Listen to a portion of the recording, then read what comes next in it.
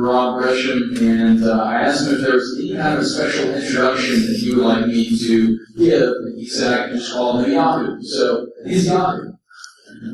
So ladies and gentlemen, please join me in welcoming Mr. Rob Gresham.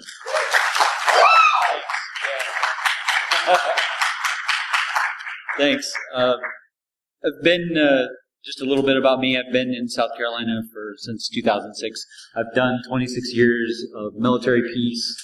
I work for Foundstone Services, which is a subset unit inside McAfee or Intel Security. I also work in the South Carolina Army National Guard, and you'll see a bunch of my guys here running around with little shirts on with that little logo over there. And yes, I'm probably one of the few people on the face of the planet that still actually have an active Yahoo account that have not transitioned to Google Mail.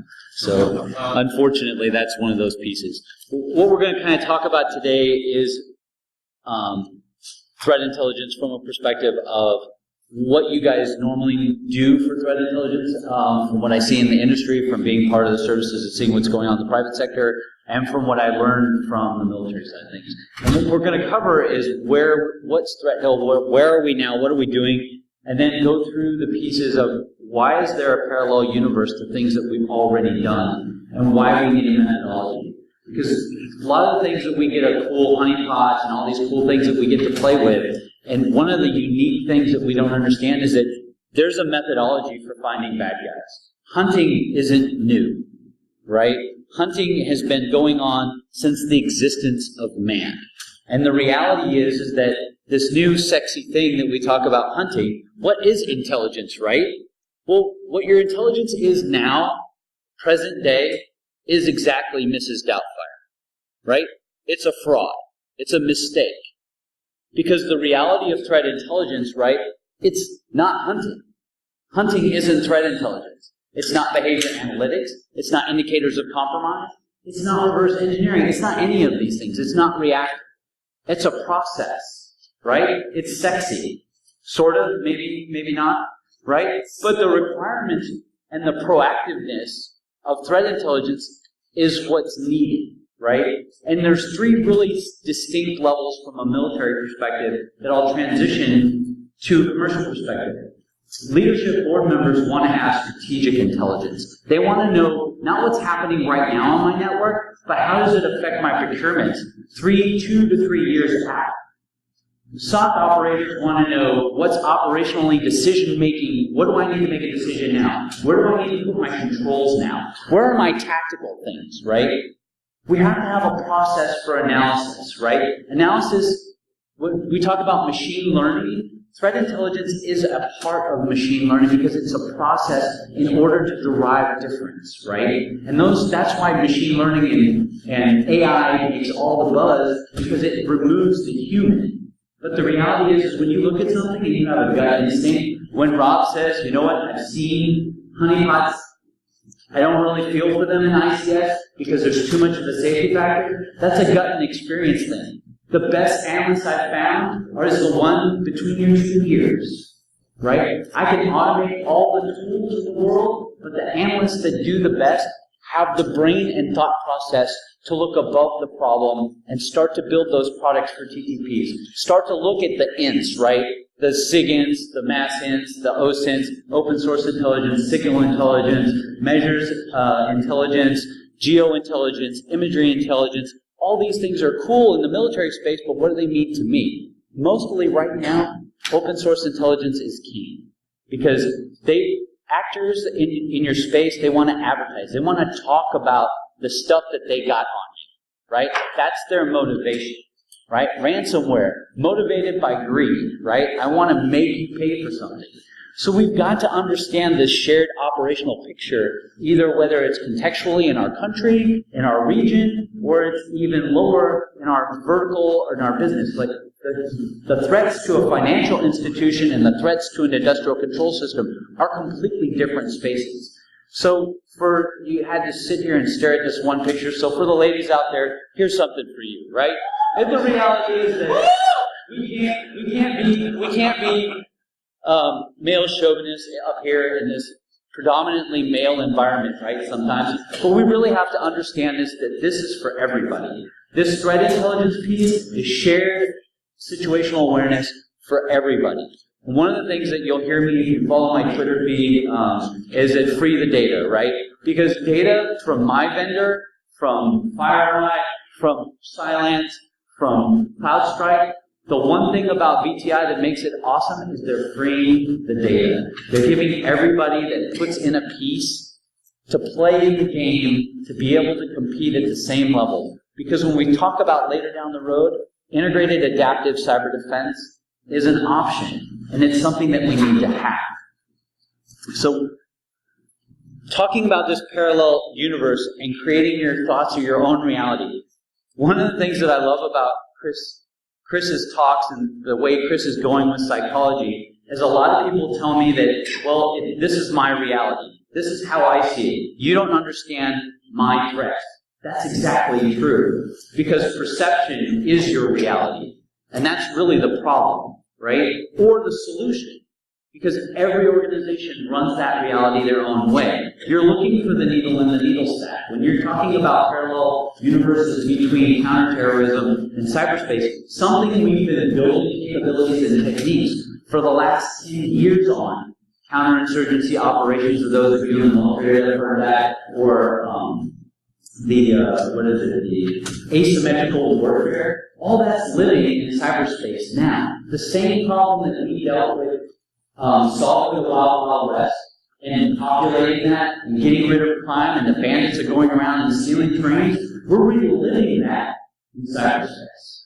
The question is, how do we control it? What have we learned from the past that we can travel to the future? They're social and cultural in nature, right? Look at Anonymous, look at activists, look at script kiddies, look at cybercrime, and you see the same pattern socially or culturally over and over. Most people, if they're looking at threat intelligence, understand that when they start seeing threats, they're looking in Europe and the Middle East to watch them pop. The Middle East first, and then those attacks end up showing up in the United States in droves. Or they go and play in Brazil for a little few times. Different things are going on in different places. So if you can't have a global view, you can't focus in on your region, right? You need to kind of study those behavioral patterns. And what we really need is a team effort. That's the only way this is going to work. So we talk about a team. One of the things that I brought to my team that made it kind of weird is that the analysts and the operators didn't really see eye to eye. The military decided that they were going to stick intelligence analysts, I know, military intelligence, oxymoron, right?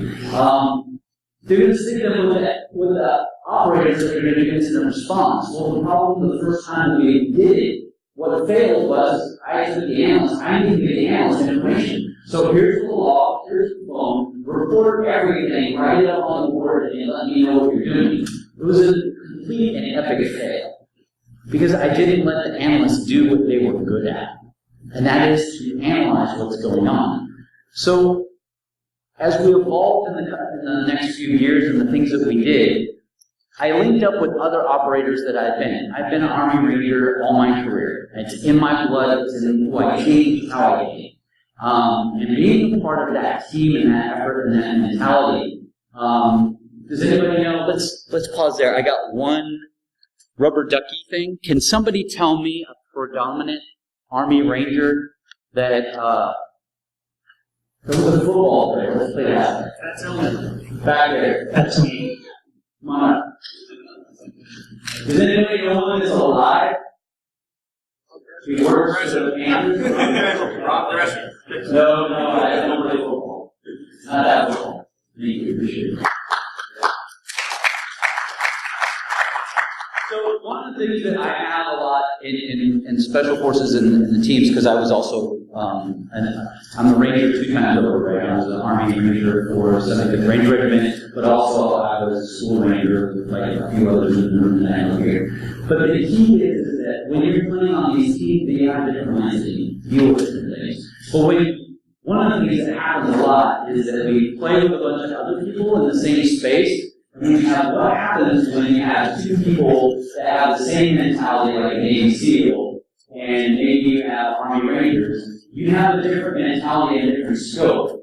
But that's the same thing that's occurring in the operations teams, in the security operations, in the threat intelligence team, and the security operations team. Because what you end up with some kind of epic rap battle, right? Where they fight back and forth. By the way, if you like rude behavior manifest, it's awesome. And this rap battle, for those of you in soccer, it's pretty funny. But so the reality is that it was inappropriate to bring this presentation. I tried once and it didn't work out really well. But the IR team, they kind of think they're Navy SEALs, right? They're the badasses of the environment. They go out, they solve the problem, they create process, they take out the bad guys. But the reality is that they need SecOps. They need the capability of force protection. They need a different skill set. Now, the cool thing about either one of these teams is they both do similar missions, and they both do separate, unique missions. And those two mission sets make them epically cool when they work together, right? When you look at how bin Laden was taken down and how that process works, who was doing what? When you look at Black Hawk Down, who was pulling the security so that the other guys could go in and do what they needed to do? The key is that we work together as a team. It's how we organize those teams and that team dynamic. So one of the things that we talk about in Ops Fusion and Dynamics is that there has to be what people need, right? There's a give and take in this process. There's a relationship between the analysts and the operators. The guys that are actually running the systems, or actually trying to go out and solve the security problem that's going out there. Analysts need detailed information that's relevant to their situation, right? You just can't give them an IP hash and a domain and expect them to solve world hunger. It's not going to happen. They're not going to fix you in that realm. They're not going to be predictive. They're not going to be able to draw a campaign in that process. They need to have their own internal reconnaissance so that they can see things a little bit before, right? But who drives the reconnaissance process? Is it just the IR guys that are driving the reconnaissance? Or is it the analysts looking at the terrain and trying to figure out how that network works, right? Because one of the talks, we do a class, shameless plug, we do a class that's threat intelligence that teaches the intelligence preparation of the battlefield, which is basically what every IR guy does inherently in his process. When he arrives in the environment, he tries to find the key terrain, and in that key terrain process, what is important, like in Rob's case, what's important in the ICS system, I don't want them to get to. And then I go work from that key terrain, I work out. And I expand my security capability until I can find or make contact with the enemy. And then I try to choke them at different points. These same tactics at the military level apply in security operations and should apply in defending your networks. Because has anybody protected all the things? Has anybody got a security solution that protects all the users, all the equipment? Yeah, you can, right? The reality is you have to, some things, the risk of some things being compromised is okay. The question is what can you learn from that, right? How can you derive those techniques, tactics, and procedures that are actually occurring? How can you build on those skills and abilities and when and where to act, right? Who has the authority to act when they need to? So what that fundamentally leads to who provides what for whom, right? Patterns, associations, and awareness and prediction capabilities is something that an analyst is supposed to do. They're supposed to study the threat. They own it. It's theirs. When they do that process and they own the threat, then they can give you the capability to understand what's really going on. They'll build and develop it over time, if you talk to like Paul Melson, where they know what the actors are doing because they're seeing it every day in every piece of how that cybercrime environment is affecting them and how they're transitioning to different tool sets. They're using different capabilities. They're coming at different angles. They're doing different techniques, all in the presence of trying to make some money, right? The motivation. Operators are really about surprise, speed, and precision. What kind of reconnaissance, what kind of feedback mechanism from their analysis feeds back to the analyst process and helps them go and find more bad guys, right? And then the preventive process of overwhelming and protection. So as we come into a process, and this is what I'll share with you is the methodology from the Special Forces teams. F3AED has been coined in different pieces in commercial Optiv is using it. A couple of other companies are using it. Optiv is the biggest one. But when I go and start looking at open source research and looking at the people that are actually talking about F3ADD, which is find, fix, finish, analyze, exploit, and disseminate, what I find is that I hadn't seen an operator one in them.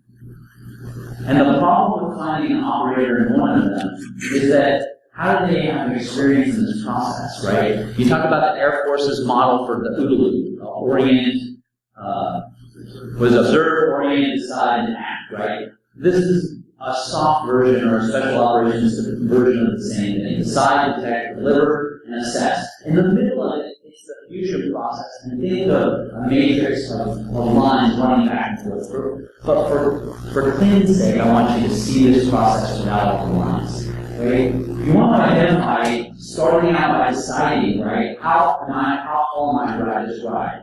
Right? Am I able to identify my high-value information, establish priorities, and assign collection tasks? You do that with that full intelligent preparation valve. Now, I know tries that you go look it up, but really what it is analyzing the attack and applying how they move. What's the TTP of an adversary move in their environment? Well, pick one.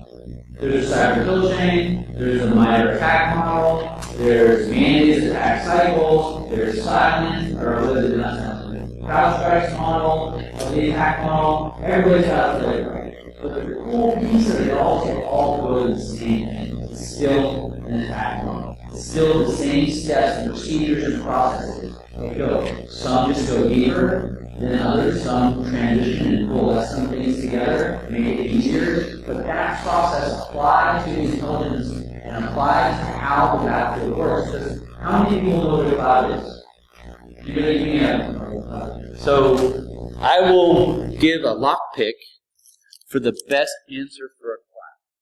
So what's that? What's that? Other people's computers. Close. Cloud. Anybody? Cloud. Come on. Go. Back there in the back. Pick it up. Interconnected things of all things, okay? I said cloud, right? So context is key, right? There you go. What's it made of? Two molecules, right? So the reality is that your perception, your context of the situation really matters to how you perceive it. So when you look at and you're trying to find the bad guys, you've got to understand the context of that environment to find it, right? You've got to go after those high-value identifications and then focus your sensors and locate the enemy where you want to find them, right? And then fixate on them. Once you go through the fixation process, you're going to try and maintain and track on them, right? Whether you're doing it in open source and you're tracking a campaign from multiple vendors and multiple capabilities, or you're working with Proofpoint or some other product vendor who's providing you extended or enhanced threat intelligence capabilities, you want to be able to track the programs because really attackers are really on 4 motivation cycles. And that's really the key. Right? The first one, nation states, they want to keep low and slow. They want to be able for you not to see them until they're ready for you to see them. Right? Cybercrime, it's all about the money. I got to make money. Right? Hacktivists, they want to demand that you do something that forwards their cause. Script kiddies want notoriety. When you look at the motivation and you can reduce your risk to motivation, then you can move to a finish, right? And you can contain and eradicate that capability or reduce your risk, right? And then you can refocus your sensors to go even smaller. But you have to be able to look at it from that perspective. And that's when you start to deliver a security model or a security capability that gets you there. And then exploit. Use what you've learned and share that picture, target their actions, look at exploitation, share that with other people so that when you disseminate it, everybody learns on the same process. Dissemination can happen internally and externally. Start small and grow big. And get to a point where you can manage all of the things. But if you don't care about what's important, when we talk about pointing at at the intelligence preparation of the battlefield, you have to focus on the key terrain. You have to focus on the things that are important that make that mission run. So look at your business and what makes your business run. A prime example is a lot of people want to protect the web servers. They want to, and I'm going to beat on David a little bit, but you want to protect the web server, right? That's great. That's awesome. But where's the data? Where's the stuff that the actor wants? It's not on the web server. It's in the database. So maybe you point at the database and you do those controls there. So as we're moving forward, we want to enhance, integrate, and orchestrate. We want to enhance the information that we're looking at. We want to integrate all of our information across our systems and then orchestrate our response mechanisms, right? We want to use those honeypots and those sandbox to forward the information or the indicators that they find to other security devices. This is the essence of integrated adaptive cyber defense. Johns Hopkins did improve with the several tool sets that are in industry right now that you can do this best of breed. And that's great. You can do it with a few single vendors. It just depends on how you want to go about the process. But if you can't orchestrate these processes, you're not going to get efficient. IT is spending more time and energy on the systems that they're keeping available than they're doing to prevent the systems. It's half the team running to secure it than there is to keep it running on a day-to-day basis. So my challenge to you is only the strong will survive. If you wax on, wax off, right? You got to rinse, lather, repeat. And some of the best security operators I know can't get out of the shower on a regular basis because they keep doing the basics right.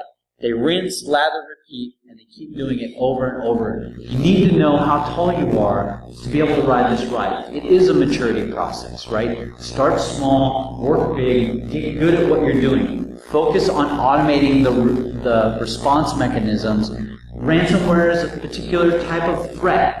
Learn how to mitigate it in your environment. Shrink the availability time that it has. Respond, right? Because it's more about people, process, and technology. And people, elevated capability in that environment that define processes, those processes, when used with technology, make them effective. Making more people effective with technology is where we're going. That's why machine learning is there. So in my last thing, and the last thing I want to carry with you before I do a mic drop, pretty much, because I think I'm out of time, hunt what matters and automate everything else. If you can take that away, here's my Twitter handle, follow me if you choose. If not, you can heckle me like my crew back here if you see them around here floating around. I've been lucky so far. Thank you and I appreciate it.